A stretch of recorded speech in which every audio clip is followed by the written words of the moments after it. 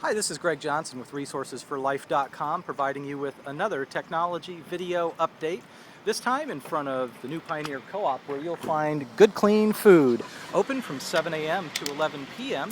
every day. Well, in this update we're going to be looking at the topic of Facebook, and there's been a lot of discussion on the internet about the pros and cons of Facebook.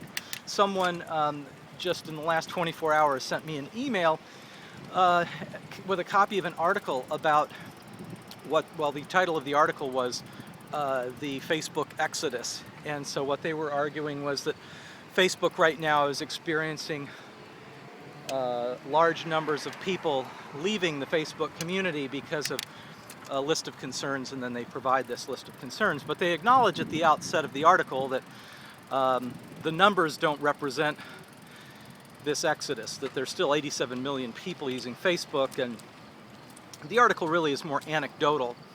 But I thought I'd address some of the issues raised in the article.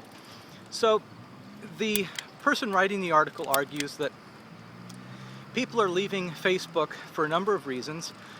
One reason is they say that it's become sort of old. It doesn't have the same interest as it did when it was new, when people hadn't experienced that kind of social networking technology. And so now that it's kind of an older technology and people are used to it, they're just kind of bored of it. Okay, so that's one reason why people are presumably leaving the Facebook community. The other reason is there were people who found that they were just spending way too much time on Facebook. And so you've probably heard stories of people deleting Solitaire from their computer because it's too much of a source of wasting time. And there are other things that people just remove from their life, maybe television or something like that. If they find that any sort of technology or activity is resulting in a lot of wasted time, they might just completely delete it from their life. So there were some anecdotal stories like that relating stories that people told of leaving Facebook because it was taking too much of their time.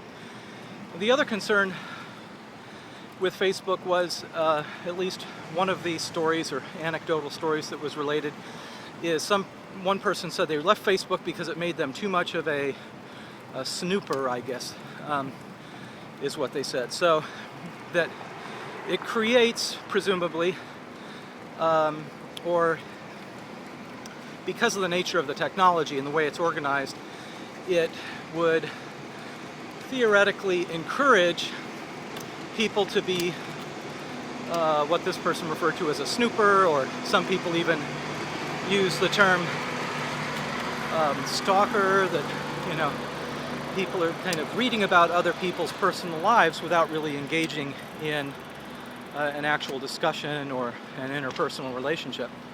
So that's one of the concerns. And the other concern listed was, privacy, that people are putting information out there on the web and they're losing a lot of their privacy. But anyway, these concerns that were listed weren't really new to me. I don't think they were new to anyone else. It's basically the same concerns that anyone would have with the internet. Even if, let's forget about Facebook for a minute. Let's just say you have a blog on Blogger. The world. With Facebook, at least, you have some sort of firewall between you and the rest of the world, and you can define, what information is made public. I mean, obviously, nothing gets out there unless you put it out there, right? So, to express concern about privacy after you've posted something, that seems a little contradictory. But anyway, with something like Blogger, when you post information, it's open for the world to see unless you have a private blog or a password protected blog. But basically, the internet is an open world. So people expressing concern about privacy, I don't think that's too relevant. Now, one thing that Facebook does that was not really available technologically before with independent blogs is that Facebook kind of opens you up potentially for somebody to go in and maybe access your entire friends network and communicate with your friends. So that presumably could be sort of a problem. But I think most people in the Facebook world that I've encountered are just like in the real world, pretty respectful people, and you don't really have a lot of problem with that. I'm gonna get out here on the street for a second. Sorry about this. It's just there's like some huge noise going on down the street here. They're chopping down some trees or something. So I just wanted to avoid that. Anyway, I think that the concerns about Facebook are really kind of overblown. The only legitimate concern that I had, and that others have expressed, and I would say it's a legitimate concern, was that early on, Facebook seemed to represent that any content put on their website would belong to Facebook.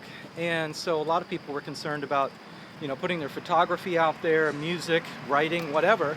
Suddenly that content became property of Facebook for perpetuity, They've since revised that wording for the website.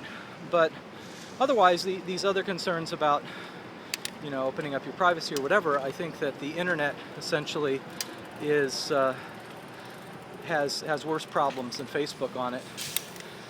To me, I think Facebook is, as I say, a little more secure because at least you can set who your friends are, what people see.